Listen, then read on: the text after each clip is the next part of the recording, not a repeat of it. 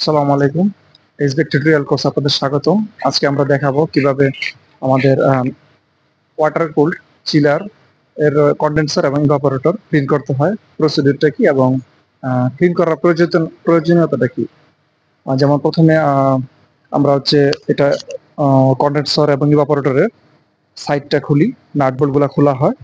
তারপর হচ্ছে wire brush আছে, ওয়্যার ব্রাশগুলো দিয়ে আহ, একটা একটা করে যতগুলো আমাদের শেল থাকে ওগুলা ক্লিন করা হয়।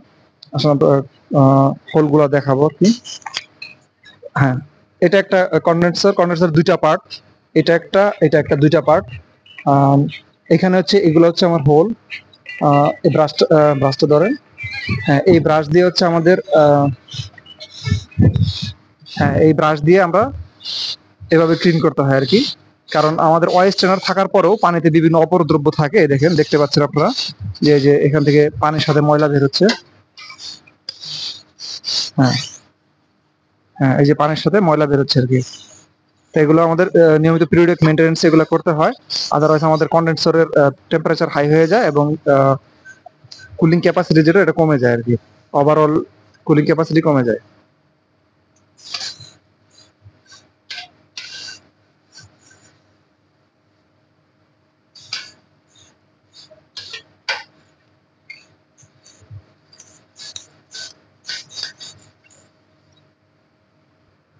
এটা একটা ওয়্যার ব্রাশ।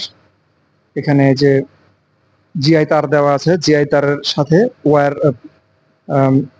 এই ওয়্যারগুলা মোড়ানো আছে। তো এইভাবে ডিজাইন করার কারণ হচ্ছে পানির সাথে যে অপদ্রব্যগুলো থাকে এগুলা মানে কন্ডেন্সারের গায়ে লেগে থাকে। তো এইভাবে ডিজাইন করার কারণে এটা অনেকটা স্ক্রুর মতো ডিজাইন। তো এইভাবে ডিজাইন করার কারণে সহজে ময়লাটা বের করে আনা যায় আর কি ভিতর থেকে।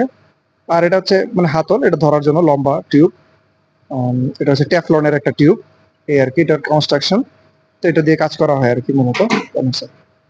ব্রাশটা আমরা ক্লিন করার সময় যদি দেখা গেছে যে আমাদের এই একটা ব্রাশে হচ্ছে না, কন্ডেন্সারের লেন্থ বেশি, সেই ক্ষেত্রে আমরা কি করি, এরকম আরেকটা জোড়া দিই, হ্যান্ডেল। ওই হ্যান্ডেলটা আমরা আরেকটা এভাবে জোড়া দিই আর কি। ট্যাফলনের যে হ্যান্ডেলটা আছে এটা আমরা আরেকটা এইভাবে জোড়া দিই। এই যে জোড়া দেওয়ার পরে দেখেন এখন কতটুকু লম্বা আছে, আমরা অনেক দূর পর্যন্ত কভার করতে পারবো। আমরা চাইলে এটার সাথে আরো একটা জোড়া দিতে পারবো। এই যে ব্রাশের মাথা একটা থাকবে আর এখানে এই মাথাটাতে মেল ফিমেল পার্ট আমরা আরেকটা জোড়া দিয়ে আরো বড় করতে পারবো যদি প্রয়োজন পড়ে আর কি।